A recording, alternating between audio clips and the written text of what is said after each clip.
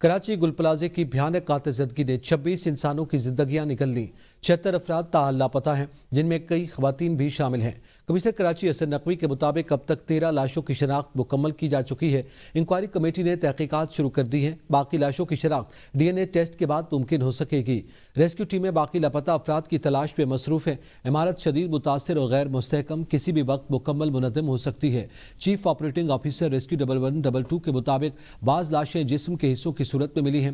آگ کی شدت اور طویل دورانیے کے باعث متعدد لاشیں ناقابل شناخت ہیں اور درست تعداد کا تعین ابھی مشکل ہے۔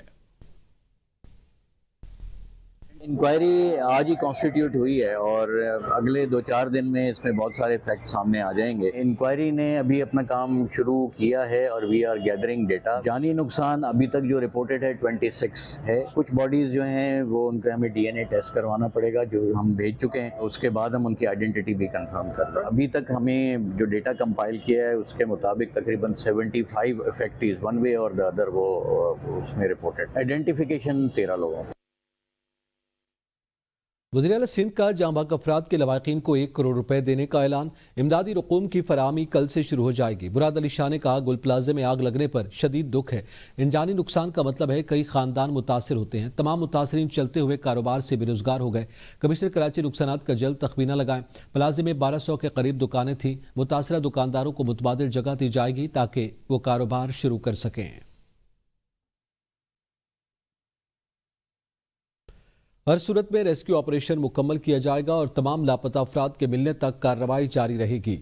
میئر کراچی مرزا وہاب نے میڈیا سے گفتگو کرتے ہوئے کہا کہ بلدیہ اضلاع کراچی کے تمام محکمے الرٹ ہیں اور متعلقہ ادارے ریسکیو آپریشن کے لیے موقع پر موجود ہیں۔ اب تک 20 کے قریب لاشوں کی شناخت ہو چکی، جبکہ عمارت کی چھت پر موجود گاڑیوں اور موٹر سائیکلز کو نکالنے کا کام جاری ہے۔ عمارت کے اندر موجود سامان بھی نکالا جائے گا۔ ان کا کہنا تھا کہ بیسمنٹ میں آگ بھڑک اٹھی تھی، تاہم بر وقت کارروائی کرتے ہوئے آگ پر قابو پا لیا گیا اور کولنگ کا عمل مکمل کر لیا گیا ہے۔ دیکھیں باڈی کے اوپر میں ایگزیکٹ نمبر ابھی آپ کو نہیں دینا چاہوں گا۔ 20 کے قریب ایسی باڈیز ہیں جن کی شناخت ہو چکی ہے۔ 80 افراد کا نام ہے جو اس وقت مسنگ ہے، کہ 20 کے لگ بھگ لوگ تو وہ ہیں جن کو نکال لیا گیا ہے، جن کی شناخت کر لی گئی ہے۔ 1200 دکانیں تھیں، یعنی کہ کوئی 180 کے لگ بھگ اضافی دکانیں بھی تھیں۔ تو یہ سوالات بالکل جنم دیتے ہیں جو کہ کمشنر کراچی کی رپورٹ میں آئیں گے کہ ایکچوئل پلان کیا تھا، اس میں بے ضابطگیاں کیا ہوئی، ریگولرائز کیا ہوا، اور ریگولرائز ہونے کے بعد بھی اضافی دکانیں کیوں بنی۔ ان تمام چیزوں کو دیکھا جائے گا اور جب رپورٹ فائنلائز ہو جائے گی اس رپورٹ کو آپ کے سامنے پیش کر دیا جائے گا۔ کراچی گل پلازے میں جاں بحق اور لاپتہ ہونے والے افراد کے لواحقین کے صبر کا پیمانہ لبریز ہو گیا۔ سینکڑوں متاثرین پلازے کے سامنے جمع ہو گئے اور اندر گھسنے کی کوشش کی۔ مشتعل ہجوم نے ریسکیو اہلکاروں کے کام میں رکاوٹ پیدا کی اور کچھ ہجوم نے ریسکیو گاڑیوں پر بھی چڑھنے کی کوشش کی۔ سہانے کے باعث شہر بھر کی مارکیٹس بند ہیں اور فضا سوگوار ہے۔ کراچی گل پلازے کی قانونی حیثیت کے معاملے پر بلڈنگ کنٹرول اتھارٹی کی نااہلی کھل کر سامنے آ گئی۔ گل پلازے کے معاملے میں عام دستاویزات کی اصل فائل ایس بی سی کے ریکوائرڈ روم سے غائب ہو گئی ہے۔ وزیراعلیٰ سندھ کی جانب سے مقرر کردہ ڈیڈ لائن کے بعد بھی ایس بی سی کا عملہ فائل پیش کرنے میں ناکام رہا۔ گل پلازے کی اصل file S B C record room سے غائب ہے۔ وزیراعلیٰ کی ڈیڈ لائن کے باوجود پیش نہ کی جا سکی۔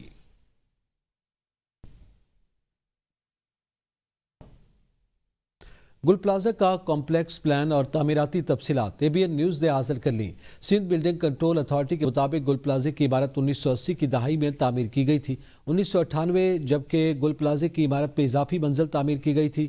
پارکنگ ایریا میں دکانیں بنی تھیں اور چھت کو پارکنگ میں بدلا گیا۔ 2003 میں گل پلازے کی اضافی منزل کو ریگولرائز کیا گیا، جبکہ گل پلازے کے مالک نے 14 اپریل 2003 کو کمپلیشن حاصل کیا تھا۔ نقشے کے مطابق گل پلازے میں بیسمنٹ سمیت 3 منزلوں کی اجازت تھی۔ نقشے کے برخلاف گل پلازے میں 1200 دکانیں تعمیر کی گئیں۔ گل پلازے میں 179 دکانیں منظور شدہ نقشے سے زائد تعمیر ہوئیں۔ گل پلازے میں راہداری اور باہر نکلنے کی جگہوں پر دکانیں بنائی گئیں۔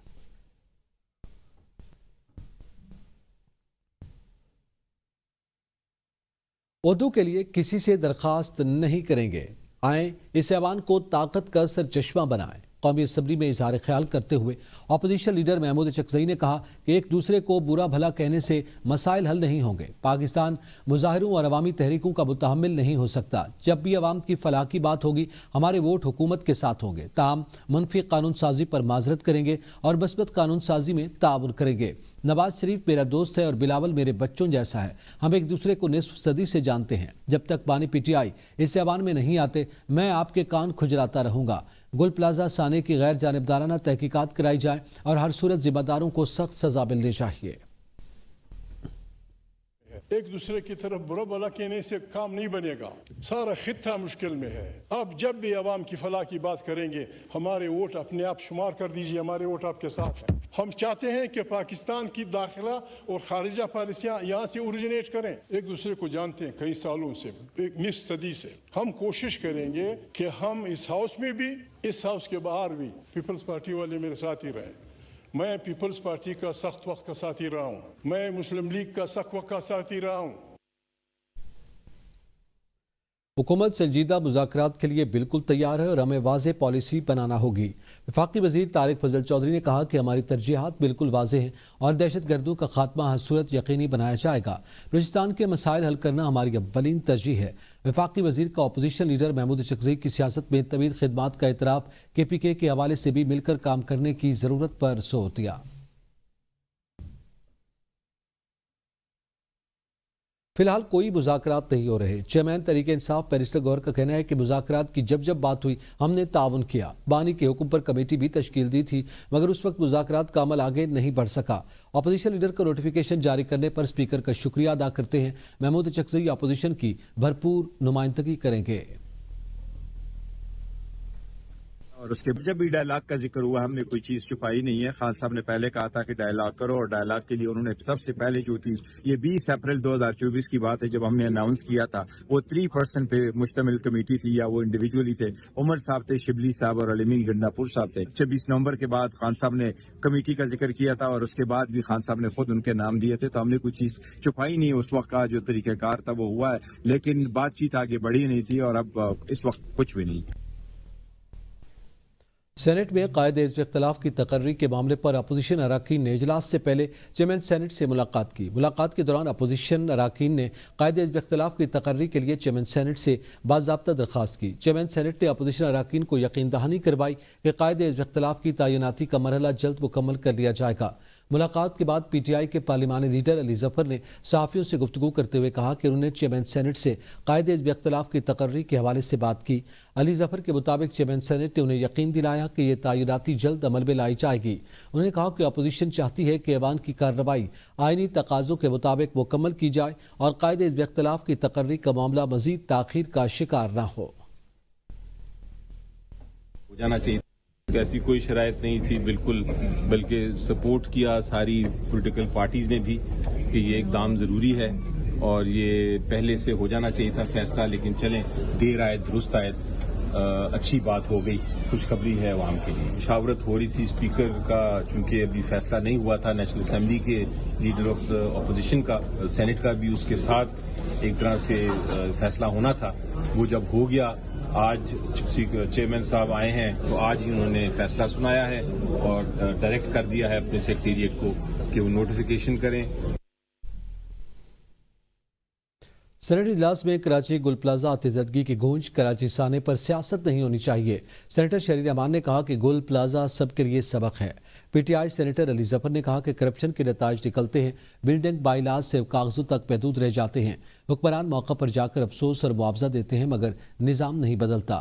سینیٹر کامران مرتضیٰ نے کہا کہ بڑے شہروں میں بلند عمارتیں بنا دی جاتی ہیں, سیفٹی کے انتظامات نہیں. اس کا ذمہ دار کون ہے؟ جب سانحہ ہو جاتا ہے ہمیں پھر خیال آتا ہے. گل پلازہ کراچی سانے سے متعلق قرارداد قومی اسمبلی سیکریٹریٹ پہ جمع کروا دی گئی. قرارداد ایم کیو ایم پاکستان کے رکن اسمبلی سید حفیظ الدین نے جمع کروائی, جس میں کہا گیا کہ اس سانحے کی شفاف, غیر جانبدار اور قابل اعتبار تحقیقات کی جائیں. یہ ایوان حکومت سے مطالبہ کرتا ہے کہ تمام متاثرین کو فی الفور سہولیات اور معاوضہ فراہم کیا جائے. قومی اسمبلی کے تمام پارلیمانی جماعتوں کے اراکین پر مشتمل خصوصی کمیٹی فوری طور پر قائم کی جائے.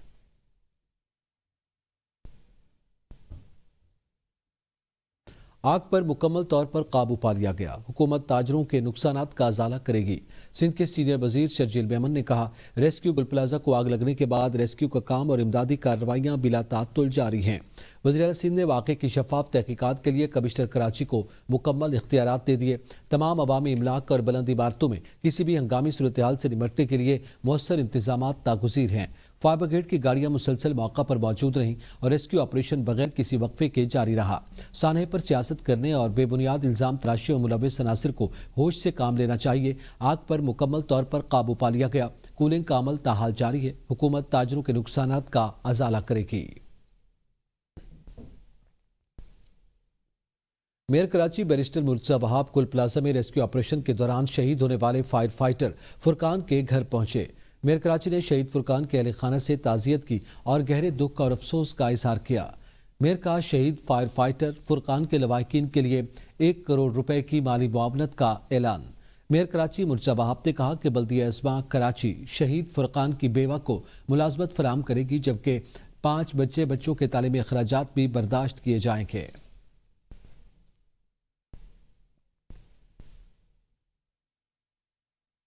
کراچی گل پلازہ کی آمد پر میئر کراچی کو مشتعل ہجوم نے گھیر لیا۔ پولیس کی بھاری نفری میئر کو فوری طور پر ڈی سی ساؤتھ کے دفتر منتقل کر دیا۔ ڈپٹی کمشنر ساؤتھ کے دفتر کے گیٹ پر ایس ایس پی محسور علی نفری بھی موجود تھے تاکہ صورتحال کو کنٹرول کیا جا سکے۔ مشتعل ہجوم نے ڈی سی آفس میں داخل ہونے کی کوشش کی، تاہم پولیس نے گیٹ پر ہجوم کو روک دیا۔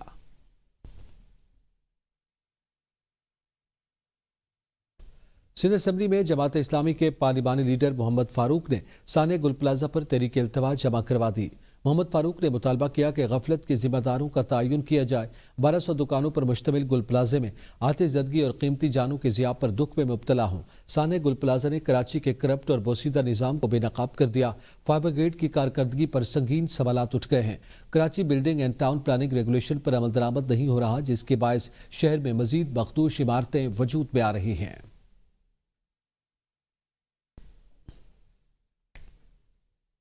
کراچی بار ایسوسی ایشن نے سانحہ گل پلازہ کے متاثرین کو مفت قانونی معاونت فراہم کرنے کا اعلان کر دیا۔ کراچی بار نے سینئر وکلاء اور قانونی ماہرین پر مشتمل پروبونو لیگل کمیٹی قائم کرنے کا فیصلہ کیا، جو تمام متاثرین کو عدالتوں اور متعلقہ فورمز پر بلا معاوضہ قانونی مدد فراہم کرے گی۔ کراچی بار نے سانحے پر گہرے دکھ اور افسوس کا اظہار کرتے ہوئے کہا کہ وہ لواحقین، زخمیوں، متاثرہ تاجروں اور مزدوروں کے شانہ بشانہ کھڑی ہے۔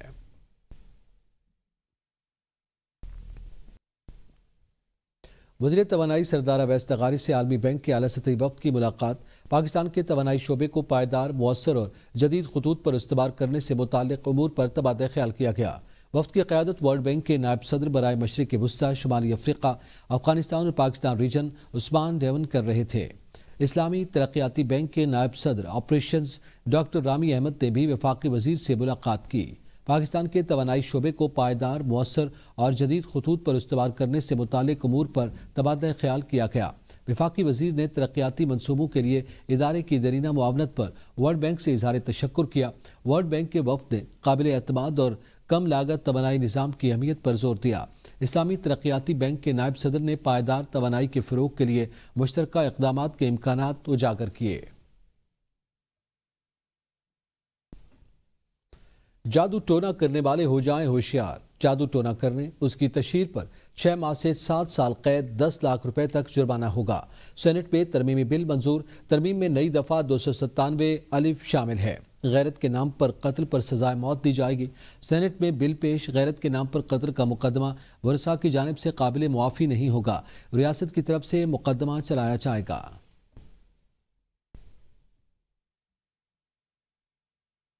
حکومت پنجاب اور مختلف مدارس بورڈز کے نمائندوں کے درمیان ایک اہم اجلاس کے بعد مشترکہ اعلامیہ جاری کیا گیا، جس میں مدارس اور مساجد کے معاملات کو افہام و تفہیم اور مذاکرات کے ذریعے حل کرنے کے عزم کا اعادہ کیا گیا۔ اجلاس میں واضح کیا گیا کہ حکومت نہ تو مدارس کے نظام میں کسی قسم کی مداخلت چاہتی ہے اور نہ ہی دینی نصاب میں تبدیلی اس کے ایجنڈے کا حصہ ہے۔ مدارس کی رجسٹریشن کے عمل کو جلد مکمل کرنے اور تمام فیصلے باہمی مشاورت، اعتماد اور اتحاد کے ساتھ کرنے پر اتفاق کیا گیا۔ مدارس رجسٹریشن ایکٹ یا DGRE نظام کے تحت رجسٹریشن کا اختیار برقرار رہے گا۔ حکومت کا مدارس یا مساجد کو کنٹرول میں لینے کا کوئی منصوبہ نہیں۔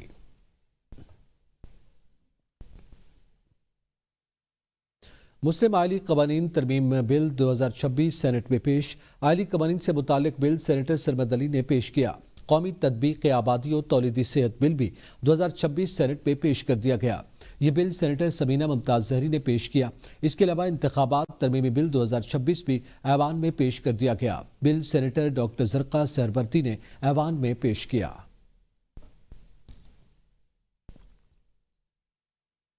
سینٹ کی قائمہ کمیٹی برائے داخلہ و انسداد منشیات کا اجلاس 20 جنوری کو طلب۔ اجلاس سینیٹر فیصل سلیم رحمان کی زیر صدارت دن 2 بجے ہوگا۔ اجلاس کا 19 نکاتی ایجنڈا بھی جاری کر دیا گیا۔ پلاسٹک بک کورز پر پابندی، الیکٹرانک کرائم ایکٹ اور فوڈ سیفٹی ترمیمی بل 2025 ایجنڈے میں شامل۔ لا اینڈ آرڈر صورتحال پر پولیس افسران کی ناکامی پر پریا کماری کی بازیابی اور احمد جاوید قتل کیس کا معاملہ زیر بحث آئے گا۔ بلاک شناختی cards, NADRA zonal boards cases, شناختی کارڈ چوری اور جعلی پاسپورٹ کا معاملہ بھی زیر غور آئے گا۔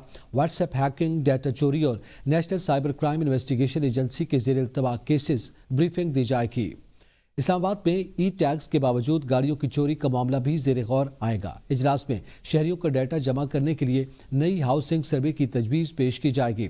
غیر قانونی درختوں کی کٹائی، غیر قانونی ہاؤسنگ سوسائٹی پر بھی بریفنگ دی جائے گی۔ ٹینڈر گلاسز سے متعلق سفارشات، ٹیکس دہندگان کو اسلحے کے اجراء کا معاملہ بھی اٹھایا جائے گا۔ حکومت بلوچستان اور نیشنل بینک کے درمیان مفاہمتی یادداشت پر دستخط۔ طلبہ، ورکنگ ویمن اور عوام کو الیکٹرک سکوٹیز سبسڈائز اقساط پر فراہم کی جائیں گی۔ الیکٹرک سکوٹیز کی فائنانسنگ نیشنل بینک فراہم کرے گا۔ معاہدے کے موقع پر وزیر اعلیٰ بلوچستان میر سرفراز بگٹی بھی موجود تھے۔ وزیر اعلیٰ کا کہنا تھا کہ سستی، باوقار اور بہتر سفری سہولیات حکومت کی ترجیحات میں شامل ہیں۔ الیکٹرک سکوٹیز اسکیم ایندھن کے متبادل اور ماحول دوست ٹرانسپورٹ کو فروغ دے گی۔ سابق امریکی سفیر نے دعویٰ کیا کہ ٹرمپ ممکنہ طور پر ایران کے سپریم لیڈر پر حملے پر غور کر رہے ہیں۔ سابق امریکی سفیر ڈین شیپیرو نے دعویٰ کیا ہے کہ صدر ٹرمپ آئندہ چند روز میں ایران کے سپریم لیڈر آیت اللہ علی خامنئی کو ہٹانے کی کوشش کر سکتے ہیں، کیونکہ مشرق وسطی میں امریکی بحری بیڑا تعینات ہے جو ممکنہ حملوں میں معاون ثابت ہو سکتا ہے۔ شیپیرو نے کہا ہے کہ خامنئی کا خاتمہ ایران میں فوری طور پر حکومت کی تبدیلی کا سبب نہیں بنے گا۔ ادھر ایران نے خبردار کیا کہ سپریم لیڈر پر حملہ تمام ملک کے خلاف جنگ کے مترادف ہوگا، جبکہ ٹرمپ نے ایران میں نئی قیادت کی ضرورت پر زور دیا ہے۔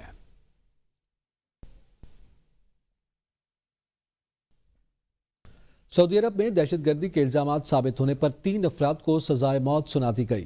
سعودی میڈیا کے مطابق جن افراد کو سزائے موت سنائی گئی ان میں حسین بن سالم بن محمد العمری، سعود بن حلیل بن سعود الغزی اور بسام محسن مران السبی شامل ہیں۔